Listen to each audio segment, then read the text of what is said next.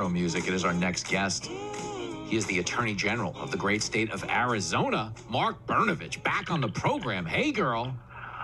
Jimmy F., what's up, brother? You know what I'm saying? In the movie I'm Gonna Get You Sucker, the guy says every superhero has theme music. So we got to work on some theme. If you're going to do the superhero thing, as I see you doing all over the channel, do you have theme music? I need theme music. I've got a couple of options. If I can run them by, maybe you can do a poll. All five of the listeners can chime in whether they don't you take shots at my show, baby. You know the show. Right. No, I enjoy it because I take shots at my show. But do you want a fun fact about the show? I'm not even kidding. Yeah. We launched March 9th of 2020. So within 5 days of this show actually launching, I was doing it out of a spare bedroom in my house because they had shut down all of society, including the Fox News building. So we started on 28 stations in 2020. We're on 100 stations right now. And that's my gosh, seriously, that's great. No kidding, man. I mean, but I'm saying, like, there actually is. That's why I make fun of the show a lot, because I don't want people to think the success is going to my head. But this is, like, literally, by any measurement, the fastest growing show on the radio. So I will have you know, maybe the five listeners.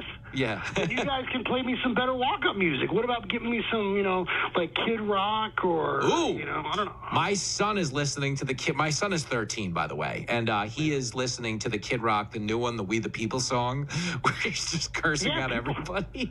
People seem to like that song. I'm thinking, like, you could do Cowboy or You Never Met a Mother, like me, We the People on terrestrial radio is basically 4.5 minutes of the beat button. It's just the beat button, so you wouldn't even know you had walk-up music. So for now, you can stick with Itty Bitty Pretty One and you shut your mouth. Let's do some talking. I'm kidding.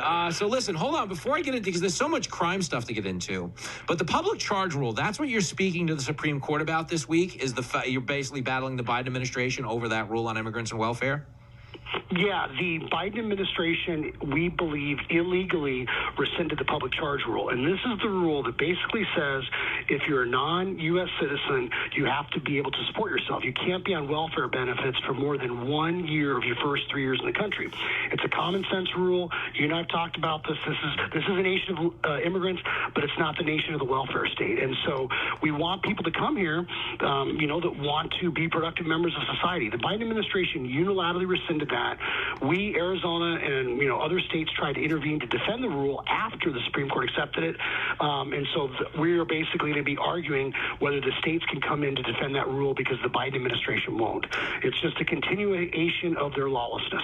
This is what's so fascinating about it. It's like when you hear, Texas talking about a DIY wall project, and other states offering National Guard. Like, it's so psychotic that they'd be this derelict in their duty unless you're telling me it has to be by design. Like, I now believe it's by design because, like, places in New York, they're only doing it on a local level, but they are pushing this idea that undocumented migrants can vote in elections, which is devaluing citizenship, by the way. Now, it's not being done at a federal level yet, but I know it's the first step into the door. Do you think that's what a lot of this border indifference is? Like, what would you attribute it to if you're going to break it down by percentage? Well, as a prosecutor, you always talk about motives and opportunities, and I think what is going on is this is the progressive left's attempt to basically undermine our country, middle-class values, and, radically change society by bringing in or having a bunch of folks come in that are more dependent on the government, more chaos, where only the federal government then can come in and solve the problem. I mean, I sit there and I scratch my head. I take a step back. When I sit there and I think about, the Biden administration and all these people talking about, what happens if Ukraine crosses this or the Russia crosses this line in Ukraine, or we're going to secure Ukrainian border. And it's like, hell, there's an invasion of our southern border right now that's much further along than anything that's going on in Eastern Europe. And so why is the Biden administration and so many of those folks focused on that instead of what's focused on what's going on in our very own backyard, where the Biden administration has essentially decriminalized and incentivized people coming here illegally, and that's why we are seeing records amount of people coming into this country illegally, and it's overwhelming the system. Well, what's so fascinating too is, if you remember, he tried telling us this was seasonal at the beginning of his administration. He's like, it's just a seasonal, it's the weather thing, it's going to go away. And it's the same thing with inflation. It's like, it was transitory. All of these problems, we keep having semantic debates, but we're not doing anything to address what the problems happen to be. And I can't imagine being as indifferent as he is, again, unless they actually don't care because they don't see this as a pivotal negative for them. But I do believe it's a negative because when you look at the dereliction of duty at the border and you look at the fentanyl overdoses, which I believe aren't even overdoses so much as they're poisonings. Like, is there an argument to be made that a lot of these people took recreational amounts of drugs but died anyway because there's fentanyl and everything? Oh, absolutely, Jimmy. I mean, we know this. I mean, in December of this last year, just a few months ago, more than 500 pounds of fentanyl was seized. In November, it was more than 1,100 pounds. And so this is just the stuff we know about. And 2 milligrams of fentanyl can kill someone. I mean, I know just in Arizona alone, the DEA sees more than 9 million fake fentanyl pills. And that's the problem, is that when you have these fake or counterfeit pills or fentanyl pills that you don't know what the doses are, sometimes it's more than people think, sometimes it's less than what they think, and then now you're getting other drugs from marijuana and other drugs laced with these really dangerous hardcore drugs, and you might get someone's kid or niece or nephew, whatever, that goes to a college party and doesn't even know what they're taking or trying, or someone says, hey, take this, whatever, and they end up dead. I mean, I've seen those stories, and it's heartbreaking.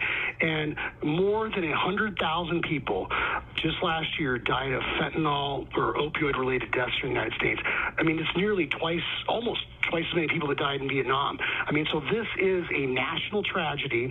It's having a terrible cost in human lives, and it's also costing us in not only human treasure, but in actual treasure dealing with the social costs and lost productivity as a result of all these drugs flooding into our country. And I'm not trying to filibuster here, Jimmy, but one last thing I just want to remind folks. Price of gas rising straight through the roof. Price of groceries. Anybody that's bought milk or meat or anything like that lately. But the one item that's falling is fentanyl. And I've seen it as a prosecutor. I sign off on our state wiretaps. The price of a street value fentanyl pill, at least here, has gone in 1 year from about $20 to $4 or $5. I mean, so it's dramatically falling because there's this huge increase in supply. And that means more people are going to die as a result of the Biden administration's policies. Wow, it's so infuriating. If you're just joining us, Arizona Attorney General Mark Brnovich is on the line. A lot of people consider him the Joe Walsh of attorney generals. Gets the job done, but he brings the party. You know what I mean? You deserve credit for that. I do consider you the Joe Walsh of AGs. Go ahead. Or the Paul McCartney of... All right. Now, hold on, Brnovich. Yeah. You get away with a lot on this show. Whenever anybody argues about Paul McCartney and John Lennon, by the way, it's like if Paul McCartney stopped making music in 1981, everybody would realize how great he was. You know what I'm saying? He was phenomenal, but he also put out another 30 years of music that nobody really listened to as much. But in his prime, I don't think anybody could tangle with McCartney. Nobody could guard him one-on-one, right? Did you watch the Apple special? Oh, yeah. Oh, I'm telling you, I watched that, and I have so much more respect for Paul McCartney. I really do. In fact, I feel like I was a Stones guy. Remember growing up, you either were a Stones or a Beatles guy. I was a Stones guy, a little bit of a contrarian. But after watching that, I had such new respect for Paul McCartney. And then I said to myself, well, now I know why people call me the Paul McCartney of the AG world. Take his car keys. What's going on here? Let me ask you this as an attorney general. It's medicine. Yeah, I know. Maybe it's something else. Yeah, I think somebody else got into the fentanyl over here. As an attorney general, like, seriously, I want you to think in attorney general mode. Does it make sense to bring in the military to combat what are peaceful protesters, as we see up in Canada? Like, does this Trudeau move to you spike of authenticity or some type of political desperation? Because I think he misread everybody on this by bringing in the military. Oh, it's absolutely horrible. I mean, think about this. This is what the framers' great distrust was, is that you would have, that's why we have no quartering of soldiers in our Constitution. Thomas Jefferson, they all wrote about the dangers of large standing armies and how they tend to be oppressive. And, when the military's around, the military's designed to, kill people and break things. And so it's always a last resort when you have to use the military to basically enforce civil law. That means you're having a breakdown in society. I mean, there are times, when there's chaos or riots where you may need that. We need the military, to protect our southern borders because Biden administration won't. Yeah. But this notion that you got a bunch of truck drivers or people whose livelihoods are being put in jeopardy that are trying to make a statement, and you're going to roll out the military. It's the classic example of using a sledgehammer to kill a fly. Oh, it's so true, and I think people, because the New York Times wrote about it yesterday, and the New York Times isn't exactly right-wing weekly, but the New York Times was bashing Trudeau, saying they have a right to be here and let him do it, and I just think objective people. This has really been the problem, like throughout this whole COVID 30 years that we've been experiencing this. It feels like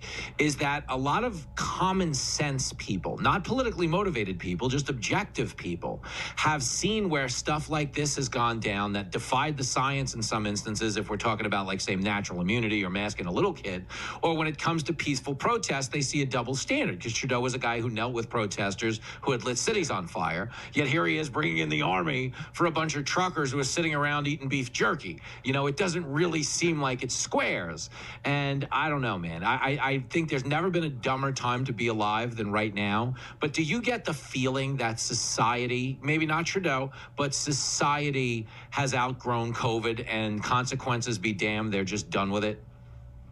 Yeah, I definitely think there's COVID fatigue. And as you know, Jimmy, I filed the very, very first lawsuit against the vaccine mandates. And when I was out there talking about that the president doesn't have this kind of authority, and you and I, we were joking about the ramifications of, and whether it's an STD or eating cheeseburger context of if you allow the government under the guise of public health to tell you got to do X, Y, or Z, where does that end? Because there's no tethering principle.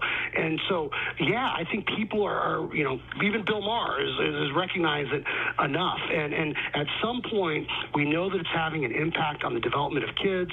It affects us psychologically, socially. And, I didn't need a study to tell us that, the lockdowns really had no effect on the spread of COVID. I mean, it was common sense. And so at the end of the day, we always have to guard against hysteria. And that's what the Constitution was designed to do. When there is a crisis, when there's a danger, that's when our rights are most at jeopardy and when we need to keep the government most in check. And the one thing about Trudeau, look, I mean, I'm a public school kid, and I know your background. Guys like us, we've seen people like this. They're a bunch of cake eaters. They're elitists. They don't know what it's like to have to worry about, paying for their kids' college or worrying about getting a job when they get out of college or whatever.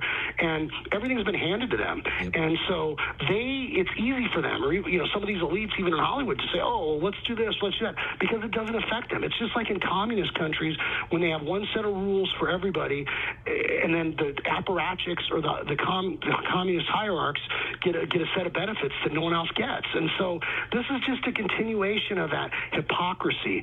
And I think it was Malcolm X that might have said the greatest of all sins in politics is hypocrisy. And that's what I think people are waking up to, is the fact that there's so many people on the left, they act like they care about you, but all they care about is raw political power. Oh, it's so friggin' true. Like, for that alone, we owe you better walk-up music next time, okay? Yeah, I think so. We'll work it out. I mean, I know there's a temptation. We can work it out. Is that a breath? Now we're back to a Beatles. Yeah, now we're back to We Can Work It Out. I don't know that we're obligated to go that high.